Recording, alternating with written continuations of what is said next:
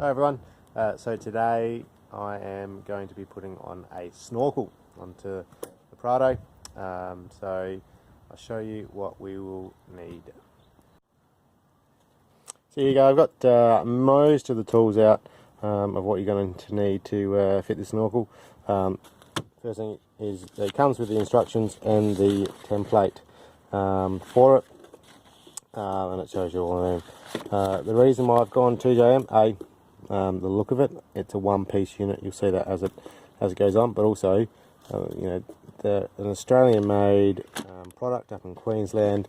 I've got a really good relationship with TJM here in my local area, so it was a kind of a no-brainer for me to choose that. So tools-wise, hole saw. This one you're gonna need 108 for this snorkel to go through. Step drill, center punch, masking tape, Allen keys, some thread locker drill, some sockets, sanding knife or scissors to cut the template out, drill bits, die grinder if you haven't got a die grinder or a grinder. That's just once you've cut it to make it all smooth. You could use a file. Silicone, well sorry, not silicone, this is a polyurethane. I'm using the Sikaflex fast curing. That one there, that should be good enough for the job. I've actually had that in the sun, try and warm it up so it will flow. That's basically it. Other tools you might need is I've got a jack, just to jack the car up a little bit to make it easy to get into the wheel arch area in there. So the first step is to actually take the and the instructions in here, actually the TJM instructions, and I've used a couple of TJM products and fitted them before. Really good instructions, pictures, diagrams, step by step, so it's actually pretty straightforward. Taking the airbox out, we'll get that out first, and then we'll start doing the wheel arch, mud flap area, and then we'll go from there, and then it's intermediate tube, and then you start drilling holes. So let's get the bonnet up, and we'll go from there. So now we've got the airbox out and this plastic clip. The instructions say to take the horn off, but this one hasn't got the horn. This one hasn't got the horn there. Surprising, that's all that is actually stopping water and crap getting into your airbox. Essentially, it's just that into your guard in there. So the next step is to take off the mud flap.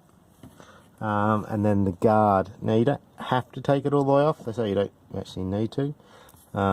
See how we go. These clips are slightly painful.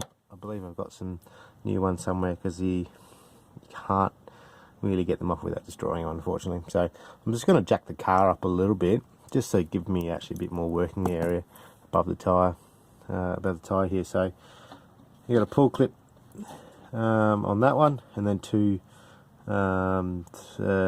bolts on the mudguard if I want to, and then one in there, and then a couple around as well. So get much of this off as possible, and then we'll go from there.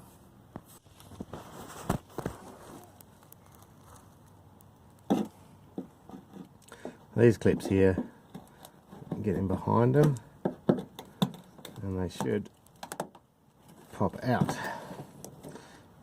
Generally they're full of mud and crap. I'm not going to play ball sometimes. If you just keep working around it, it's starting to come. Now you can get probably the interior, the fork ones. They will definitely pull it out a bit easier than a screwdriver. I don't have a set of them yet. I should get a set.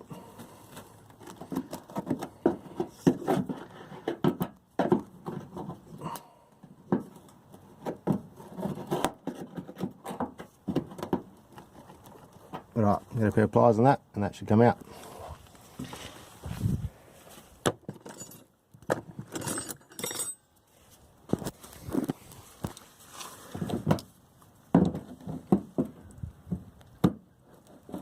Ow.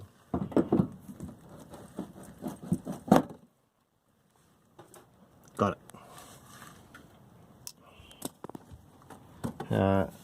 That's right, there's one underneath that one there as well. So there's about 5 screws then. Oh, look at it. So you got screw there, screw there, screw there, clip, and then this screw. That should get them all off. Oh, there's another clip there. I should have cleaned this, hey? Yep. I'm going to get that clip out as well. Oh, these clips. I wish you can reuse these ones.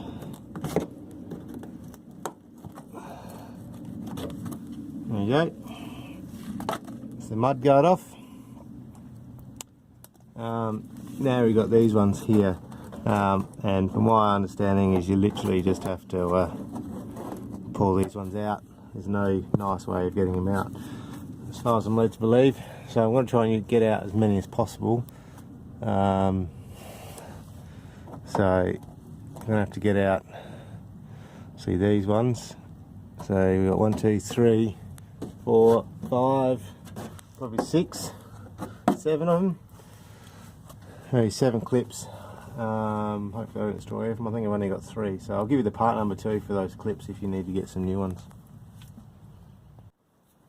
So now on to cutting the template out to put on the guard. So with this template, the TJM one, it's actually got a scale rule there so you can measure it to make sure it's actually what it's meant to be.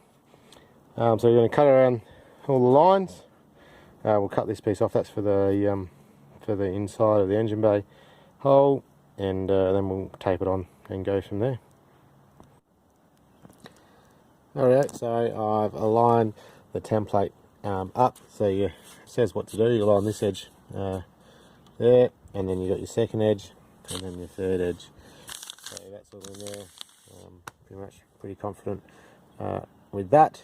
Now I'm going to drill a hole. What I'm going to do is just get the snorkel, and I'm just going to lay it there just for shits and giggles, just to make sure it is kind of roughly where it's meant to be. Don't like drilling holes in my guard, so we'll just see how this goes. Alright, so I just got to drilled all the stud holes out to 14 mil, just using a step drill, or Christmas tree bit, whatever you want to call it, but step drill to the 14 mil. And I just started with a 3 mil pilot hole and a centre punch for all of those. I've got a centre punch. I don't know, this is from eBay. They've got spring in them, really handy. It's about $7 off of eBay. Pretty handy thing.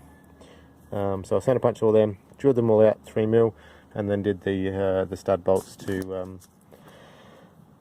14 mil, like I said, with the step drill. Now for the great big hole. Just make sure when you do that, you don't do the pilot hole any bigger than what the locating or centre drill bit is. They're generally about 6 to 8 mil, I think they are from memory. So I've just done that so that can locate from there. So here comes the scary bit. Alright, so hole done. It's a little bit rough, so that's why you need a deburrer tool. I'm going to use a die grinder I've got with a little wheel to clean up in there, and then once you've cleaned this, I'm going to put some rust or paint the holes essentially, and blow out everything inside to get rid of all of the drill swarf. So take this off now. It was actually quite hard with the new hole saw, because it is so sharp, which is good because it means it cuts quite nicely. It's just a bit abrasive, like it's really, you might see in the other footage that I've got there, hopefully, but it was hard to drill that. It feels like you're ripping the car apart. Anyway, that's all good. I'll clean this up with the die grinder, and we'll go from there. Okay, so now onto the inside. I've had to remove the second battery so you can get into this bit here. So I've cut out what I need to cut out. Now this one's got 2 holes, so he says to line up with a 6mm bolt, 8mm bolt, something like that, in through this alignment hole. But there's another hole just there, so yeah, and that one doesn't have a hole. So going to drill both these out to 12mm, I believe.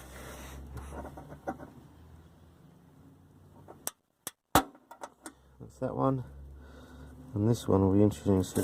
Yeah, so that goes straight through the hole. So I'm just going to make that hole bigger of what's there, and that should work. Intermediate tube, a little bit bigger. Well, so be it. So this doesn't need to be drilled anymore. That's fine the way it is. It's just these 2 bits to hold the intermediate tube in. So I'll drill these out with do a pilot hole. That one's already got the pilot hole. I'll just drill that one out to 12mm and that one to 12mm as well. Right, so we've painted all of the holes in and out. I've just used some car paint that's the same colour, bit of primer, and used a brush, or you can use a little cable tie as a paintbrush. So now we're ready to start putting things in. So the first thing we need to do is lock tight the studs in. So I've got some thread locker for that. So then we just need to put the gasket on. So once we put the thread locker in, the gasket goes on. It goes on there like so. Let's go the other way. No, it definitely goes that way. That gets adhered to the snorkel or the intermediate tube, and then we'll fix that. I'll put it in the actual in the car and do that one up. So that's the next step. I'll do all the studs on the intermediate tube and on the snorkel itself. I'll put the studs on there. Alright, so I've got all the studs with the Loctite in and done up. Now we're using an Allen key. I think it's 4mm Allen key to do the studs up. I've also masked up the door pillar for the bracket, painted, and I've got the intermediate tube in and just loose, and I've put the rubber little gasket stuff, that stuff on the inside of that. So the next thing now is to I'll leave the bracket on, but I'll just take these screws out so I can align where this needs to go on the car. There's a couple of measurements to do, so just line everything up, make sure it all goes in the holes properly. I've got the hose clamp on. It needs to go up and up a bit and see if that will go up, and then we'll put it in. So what I've just done there is I've put the snorkel on with no nuts or anything like that. I've turned the bracket around the right way so the number's facing in, pushed it on, and then so what you need to do is mark 10mm up from the inner surface. So I've done 10mm from about, kind of there up to the edge of the bracket, and then it's hole punch, and then a 4mm pilot hole. 4mm pilot hole, drill out to 8mm, and then you've got these little plugs that go in there. Alright, so I've just applied a bit of silicone and put the caps in there, or not silicone, it's Sikaflex. I've put some of the polyurethane Sikaflex in that intermediate pipe. Everything's dry, so it's a matter of I'm going to try and lift the pipe up a little bit and then slide it in there essentially, and then we'll start with this bolt which comes from the back side of the engine bay, and then we'll do some of the other ones from there. Right, so snorkel is in. Intermediate tube, so I've done up all the bolts. I'll put them in loosely, so I just put the screws in loosely. There's a bit of play before I did up the main bolt. So I started with this top one. I just got all the nuts on first, so you can get the couple from the top here, top two, and then the bottom two obviously from underneath. And I smeared the Sikaflex around.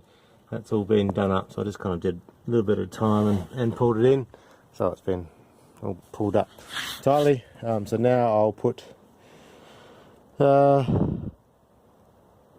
this guard back in here, and then I will do the airbox and intermediate tube, and I'll glue in here and do this up as well, because I haven't done that up yet. So I'll do that up now, and then put a bit of Sigaflex on here. I've taken the end piece that comes off, that piece there. I reckon I was missing a piece. Someone's been in there, whether there's been a car accident or something before. I haven't had this car from new, so something could have happened. So I've taken this piece off, that gets discarded, and then you put the Sigaflex around here, which then goes into here, and these bolts then hold it in against there. So I'll do this up. I'm going to put a bit of Sigaflex just in this gap in here first, just to seal it up. And then we'll put in the airbox. So just before you put the airbox in, you've got this piece that goes on the bottom of this intermediate bit that goes in through your guard and everything like that. Cut this piece off. It doesn't say it in the instructions, but the reasoning is this sits inside of the intermediate tube, and so my theory is if you get water into the intermediate tube, you have to fill up a fair bit before it gets into here. There's always a chance of getting water into your snorkel. Rain, big water crossing, splashes, whatnot. And I'd rather not have a whole lot of water sitting in this intermediate tube that's inside the inner guard. I'd rather it go through, because you've got all of these, you can't see it in there, but there's a big catch that catches it all and goes into this duckbill. That's why you have this duckbill to let water out. So I'm doing that just to allow it to be able to take in a little bit of water without having to fill up the whole thing. So do what you like with that, but that's what I've done with that. Yeah, so I applied the Sigaflex quite liberally. And leave it like that. I put a little bit in there just to seal it up a little bit. Then I'm just going to whack this in, and that should seal it up. And I will seal up the the 3 holes at the bottom, right at the bottom. I might leave one. I don't know. We'll see how I feel. I'm going to obviously leave the duckbill. That stays there all the time. I'll have to just clean that out as well. I might just give it another clean out before putting it in, make sure it's completely clean. But yeah, I'm not sure about those holes. I probably will fill at least 7 up. That's where most of the water will get caught. There's a big pipe inside that actually catches a fair bit and directs it into there. So you need to have that one still there for any water that gets through the top. It allows it to get out. So yeah, I'll seal those ones up. But here we go. Just put it in. So we are all done. Took longer than I thought. Probably took about 3.5 hours. I say it should take about 2. That's okay. I haven't done one of these before, so one thing I did need to read the instructions. So is the bit that I told you to take off. That actually take it off and you silicone it and you put it back on, and then you stick it through. So that's what's down there. So I just did it. But if you're doing it, the instructions are pretty clear. I just didn't read the whole thing. So that's all done. That's all siliconed up there. I've siliconed the 3 little holes at the end, but left your little duckbill in there. So that's all done. Battery's all back in. So ideally, you'd probably leave it for a couple of hours to let it set. The silicone is fast. So the Sigaflex is a fast cure. So that's all good. You got those brackets up there, and that the stainless steel bolt from underneath you can get from the other side with a 13mm open end spanner. So that is the Snorkel.